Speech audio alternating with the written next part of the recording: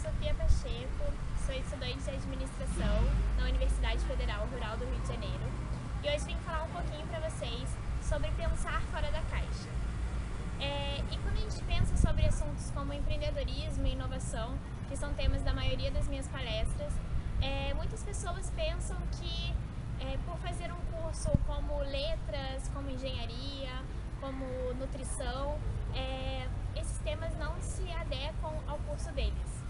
Mas quando a gente olha ao nosso redor e vê os nossos celulares e a quantidade de aplicativos que eles têm, as quantidades de arquiteturas que nós encontramos pela rua, a quantidade de projetos e empresas dos mais variados tipos que encontramos, conseguimos perceber o quanto de conhecimento diferente que essas coisas precisam, esses projetos e processos precisam. Então, pensar fora da caixa não se limita para um administrador ou um economista, mas para você também que está assistindo esse vídeo. E aí, exemplo, estudamos sobre inovadores, encontramos nomes como Rachel Ray, que ela inovou na parte da gastronomia, na verdade no ensino também da culinária na mídia. James Dyson, que ele era um inventor e inovou no assunto de aspiradores de pó. Chris Gardner, que inspirou o filme A Procura da Felicidade, e ele inovou na Bolsa de Valores. Então são 3 nomes de pessoas que inovaram em diferentes projetos, em diferentes áreas. Então você também pode empreender, você pode inspirar, impactar e desenvolver pessoas e projetos, não importando a área que você está. Mas a gente olha para esses 3 nomes, a gente olha para os nossos professores, a gente olha para grandes empresários e essas pessoas nos inspiram e nos impactam. Mas como não se desenvolver? Mas quando olhamos grandes inovadores, empresários, nossos professores, nossos familiares e pensamos que o curso não é uma barreira para o nosso desenvolvimento, quando a área que a gente está não é uma barreira, então quais são as barreiras para o nosso desenvolvimento? Quando o assunto é pensar fora da caixa, a gente pode acabar se perguntando, então o que é essa caixa? O que nos impede de pensar fora dela? O que nos impede de inovar? Então, o assunto desse vídeo é exatamente sobre isso, sobre quais são as barreiras que montam essa caixa, quais são as paredes dela. E a primeira parede dessa caixa são as distrações. E quando tratamos sobre distrações, nós temos 2 principais, que são a correria e as vozes de julgamento. E o que isso consiste a correria? Quando a gente vê pessoas com agendas lotadas, que vão de um lado para o outro, cheias de compromissos, quando vemos elas cheias de post-its, com várias tarefas para fazerem, é quase um sinônimo de honra, como se elas fossem melhores do que outras pessoas. Mas isso, na verdade, não quer dizer muita coisa, porque a correria ela pode acabar criando um caos na nossa vida que impede o nosso pensamento criativo, o nosso espírito inovador. Então acaba nos impedindo de refletir sobre as coisas que estão ao nosso redor. Então ela faz com que a gente viva apenas aquela rotina, a correria faz com que a gente viva apenas na rotina, em vez de inovar e argumentar e nos questionar por que as coisas acontecem do jeito que está acontecendo. A outra distração, que são as vozes de julgamento, são, ao longo da nossa vida, a gente ouve várias pessoas falando o que a gente não pode fazer, o que a gente não consegue. A gente cresce com os nossos pais falando das paredes que nós vamos encontrar ao longo da vida. Olha, não faça isso porque você vai se machucar ali, não faça aquilo porque você vai acabar se frustrando. Então as pessoas vão falando o que fazer, o que não fazer, o que a gente é ruim, o que a gente não vai conseguir, o que nós não podemos fazer. E nós vivemos a nossa vida pensando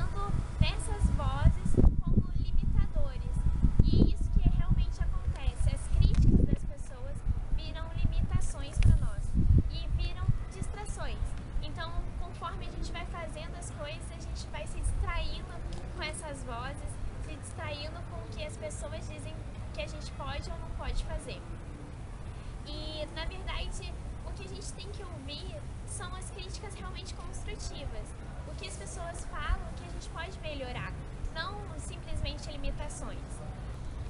E o segredo é procurar outros inovadores para compartilhar suas ideias. Por quê? Quando encontramos pessoas que já estão estagnadas há muito tempo ou que enfrentam outros tipos de áreas e projetos, às vezes elas não podem entender o que a gente está pensando. E inovadores, eles estão tão acostumados a pensar fora da caixa que a chance deles te ajudarem vai ser muito maior. Então, procure outros inovadores, procure pessoas que realmente empreendem, que querem inspirar e impactar outras pessoas. E caso você não encontre, ou caso você não esteja conseguindo compartilhar suas ideias com esse tipo de pessoas, talvez seja necessário manter o seu projeto em silêncio por um tempo. Às vezes é uma etapa importante da jornada. Quando eu comecei a montar a minha marca e pensar em mim como realmente uma palestrante, eu tive que passar por um tempo em que eu só me preparava, em que compartilhar a ideia não ia ser tão interessante, porque ela não estava tão madura. Então, enfrente essas duas barreiras, que são a voz de julgamento, mas como enfrentar a correria? Bem, Thomas Edison, quando ele saía do seu escritório, ele geralmente ia para um pier para pescar. Teoricamente pescar, porque ele só deixava a linha da vara dentro da água, mas sem isca, porque ele sabia que as pessoas não gostavam de ver pessoas que não estão fazendo nada. Mas ele precisava de um tempo só para pensar. Então ele sabia que se ele pescasse um peixe, ele também teria uma distração. Então ele era o tipo de pessoa que valorizava o afastamento desse caos do dia a dia, do caos das vozes te julgando. Então, realmente encontre um lugar que você possa parar para pensar, para que você possa refletir e, consequentemente, pensar fora da caixa. A outra parede dessa caixa é a normalidade.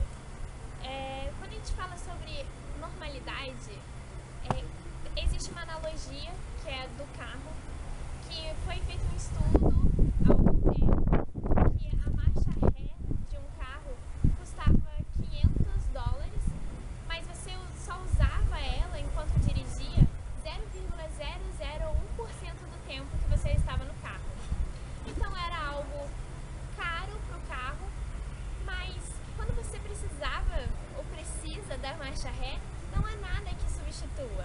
Você simplesmente precisa. E a mesma coisa é a normalidade.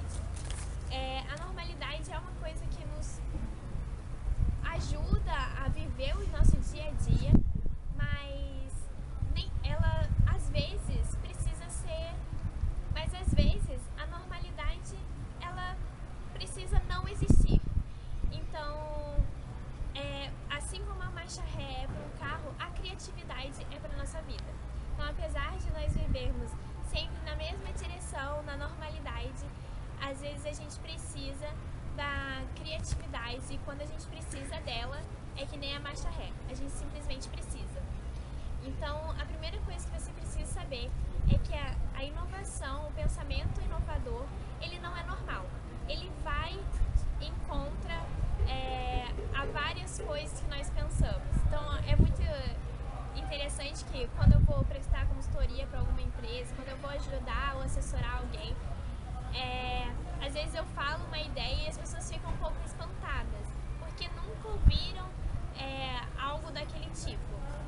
Então, eu vou ajudar a fazer um planejamento estratégico, eu penso como é possível fazer em forma de jogos. E as pessoas não estão acostumadas com isso, porque isso vai contra aquele pensamento que as coisas precisam ser formais. Então, você precisa aceitar, como os grupos de apoio dizem, que o primeiro passo é a aceitação. Você precisa aceitar que a inovação não é normal. Existe uma imagem que circula bastante na internet, que fala que as pessoas sem curso de datilografia ficarão fora do mercado. No mesmo jornal fala um dado do IBGE que em cada 50 mil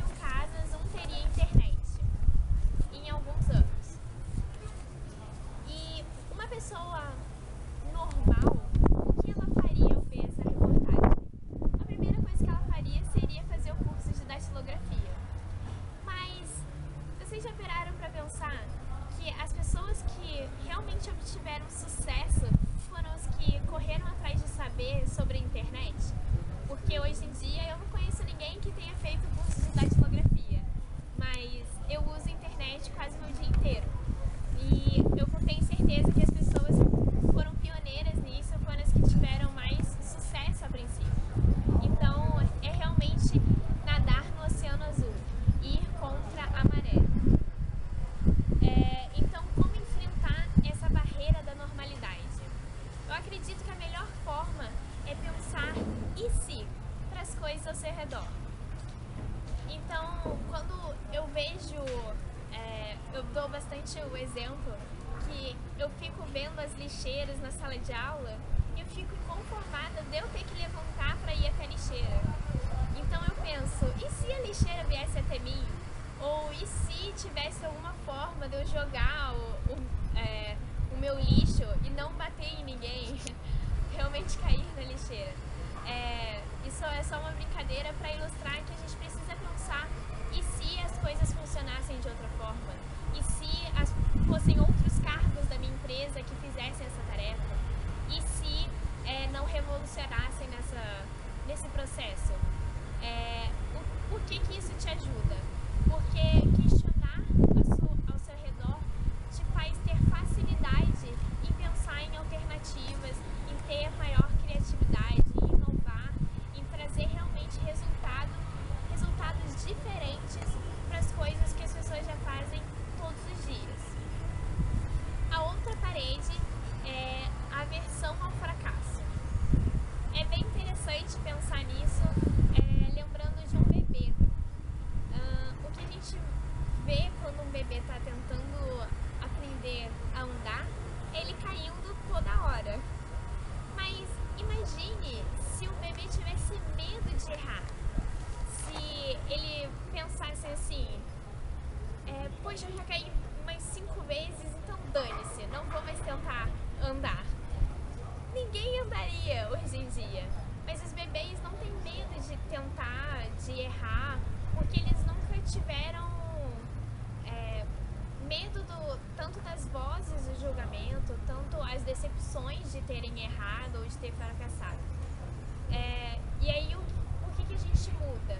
Porque a gente para de ver os erros como coisas boas. Quando a gente é criança, errar mostra as novas formas de tentar. Mas depois a gente pensa que errar é simplesmente você virar um fracassado. E quase ninguém quer ser visto como um fracassado.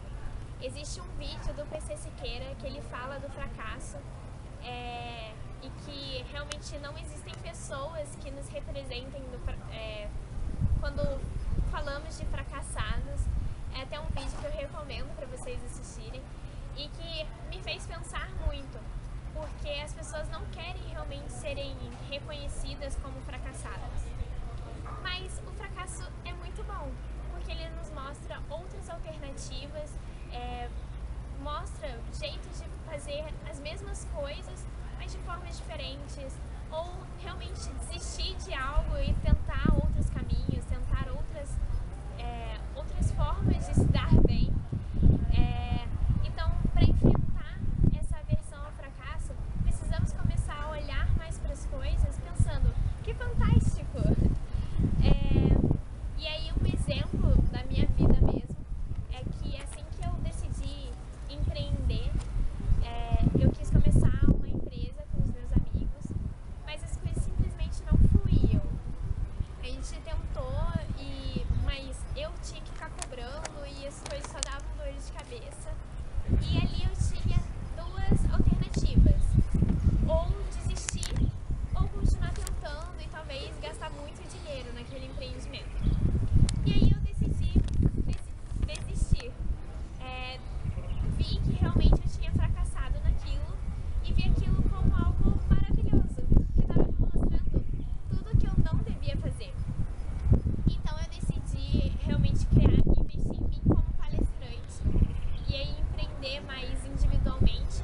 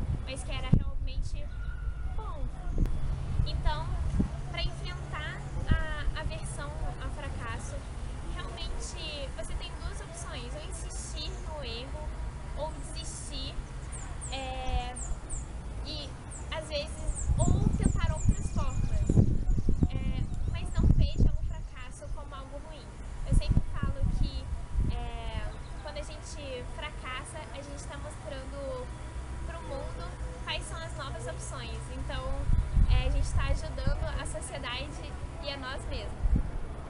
A outra parede é o ambiente desfavorável, e essa parede é um pouco complicada para muitas pessoas, porque muitas organizações, os líderes não entendem o valor da inovação. Se você é um líder, se você tem cargos de liderança dentro de uma empresa, saiba que o apoio ao erro, à inovação, porque o erro é uma consequência que toda inovação pode ter. Se você é um líder, você tem que entender que você precisa compreender as outras pessoas, que incentivar a inovação, o processo criativo, em parte de você. A outra parede que nós encontramos é do ambiente desfavorável. Essa parede é bem complicada para várias pessoas, porque parte um pouco da liderança também. Se você é líder, tem um cargo de liderança na sua empresa, na sua organização, saiba que tem que partir de você um incentivo tanto ao processo criativo, tanto à inovação quanto ao erro. Por que disso?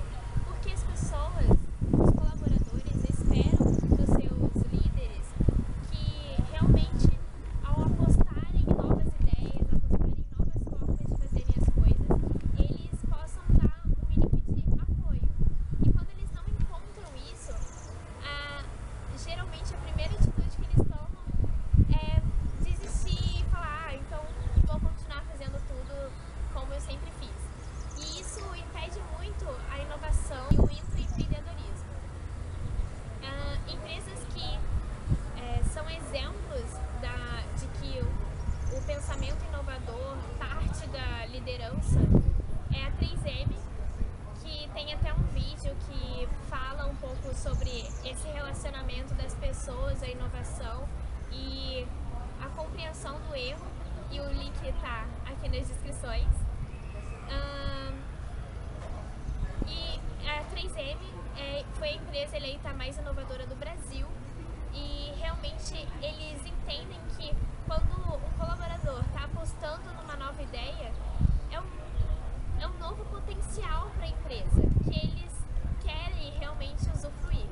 Então, se o colaborador errar, era só um risco que eles estavam tomando, mas que isso não é nada de ruim, até porque é melhor errar enquanto o protótipo ainda está sendo feito do que lançar no mercado e gastar milhões de reais, às vezes, em marketing, em produção, e acabar depois sem retorno.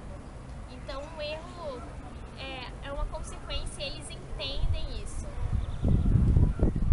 Um lugar que também o ambiente é totalmente favorável à inovação e à compreensão do erro é o Vale do Silício, que eles realmente valorizam as pessoas que já fizeram projetos e erraram. Falam que a pessoa que você encontra de terno lá é aluno da pessoa que está de calça jeans, que é aluno que está de calça jeans rasgada. Lá realmente um aprende com o outro, e cada um pode inovar. Cada um é um potencial inovador. E você pensa: poxa, mas acho que a minha empresa não precisa ser assim. Talvez seja a sua forma de pensar, mas todas as novas grandes tendências da tecnologia partem do Vale do Silício. Então, no mínimo, eles têm muita coisa para ensinar pra gente. E se você não é um líder, então o que fazer em um ambiente desfavorável? O que eu digo sempre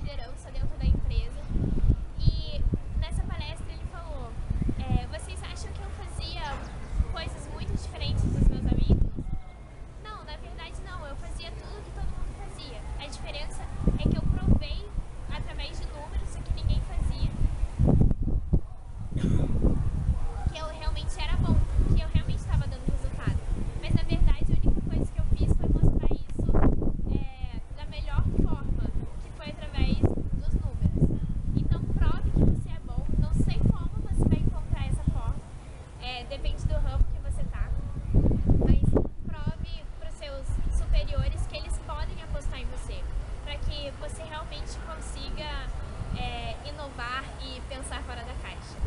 A quinta parede da caixa é a falta de preparo. Uma analogia para pensar sobre isso é uma viagem. Quando a gente vai viajar, uma das primeiras coisas que a gente pensa é fazer a mala. Mas quando a gente vai viajar, a gente sabe se o lugar que a gente vai é frio, é quente, se a gente vai pro mar, se vai pra serra, se vamos sair muito ou se vamos ficar mais em casa ou no hotel, a quantidade de dias que a gente vai passar viajando, enfim. A gente sabe como montar a mala, porque a gente sabe o nosso destino, a gente sabe mais ou menos o que vai acontecer. Mas e o nosso futuro? A gente não faz ideia do que vai acontecer. No mínimo a gente se programa, planeja, mas as coisas acontecem às vezes totalmente diferentes do que nós esperávamos. Um exemplo meu mesmo, eu não esperava morar no Rio de Janeiro e hoje eu moro, hoje eu faço planos aqui, mas talvez se eu não tivesse me preparado antes, eu nunca estaria aqui. Então, como o Steve Jobs dizia, você só pode conectar os pontos no futuro. Conforme você vai tendo experiências, você vai criando esses pontos, mas as suas conexões só vão ser feitas no futuro. Então, a dica tente passar pelo máximo de experiências que você pode passar, aproveite o máximo de oportunidades que você pode aproveitar para criar esses pontos e que as conexões sejam feitas no futuro. Um exemplo mesmo foi do Steve Jobs, que ele decidiu largar a faculdade e foi fazer aulas de caligrafia, o que parecia ser totalmente inútil, sem qualquer aproveitamento prático para a vida dele. Mas quando ele foi criar o primeiro notebook quando ele foi criar o primeiro computador da Apple, ele lembrou de todos os seus conhecimentos da aula de caligrafia. E hoje, se a gente tem as mais diversas fontes e as suas peculiaridades, é porque um dia ele saiu da faculdade e foi fazer aula de caligrafia e foi criando os pontos e as suas conexões no passado e no futuro, trazendo muitas inovações. Mas quando a gente fala sobre falta de preparo, muitas pessoas pensam sobre conhecimento, sobre o que eu posso estudar, sobre o que eu posso ler, o que eu posso assistir, mas a gente não está tratando só sobre conhecimento. Algo que nos prepara muito é questionar, novamente falando sobre o questionamento e reflexão, mas é realmente questionar e refletir as coisas que estão ao nosso redor. Quando nós questionamos e fazemos perguntas, até relembrando sobre o e se, ou talvez pensando o porquê não das coisas serem diferentes, ou por que não tentar algo novo, nós começamos a criar como se fosse um armazém de ideias e possibilidades. Então isso acaba nos preparando para quando a gente realmente precisar ter uma tomada de decisão. Ou seja, para enfrentar essa falta de preparo, estudar não é o suficiente, mas realmente questionar e refletir. A última parede da caixa é a versão A Provocação Social. Para pensar um pouco nisso, nós podemos ver na história algo chamado de efeito Médici,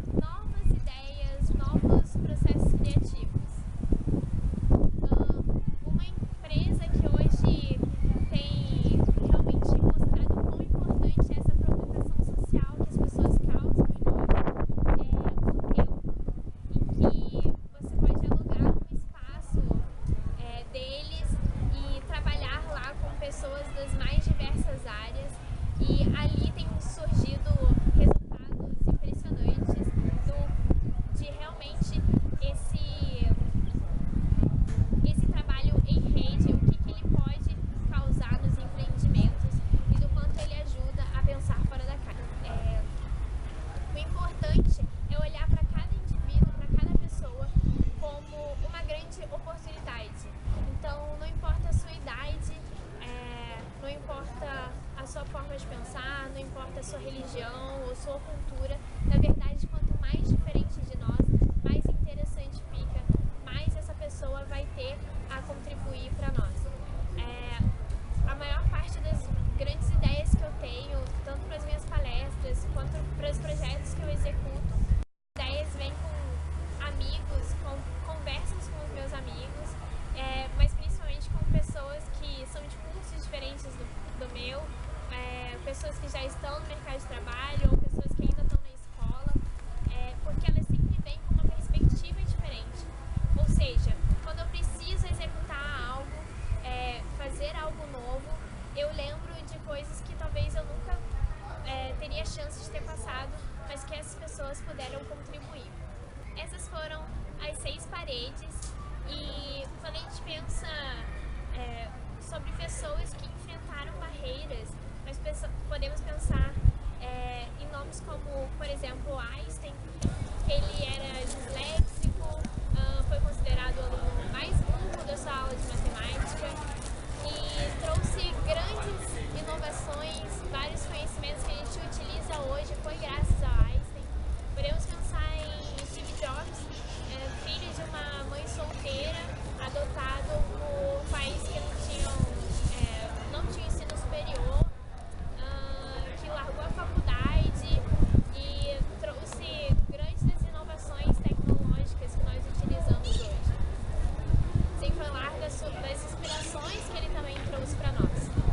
Podemos pensar também em Martin Luther King, que era negro em uma sociedade totalmente segregacionista, preconceituosa, e ele foi um líder revolucionário que realmente trouxe podemos dizer até inovações para a sociedade, porque trouxe suas ideias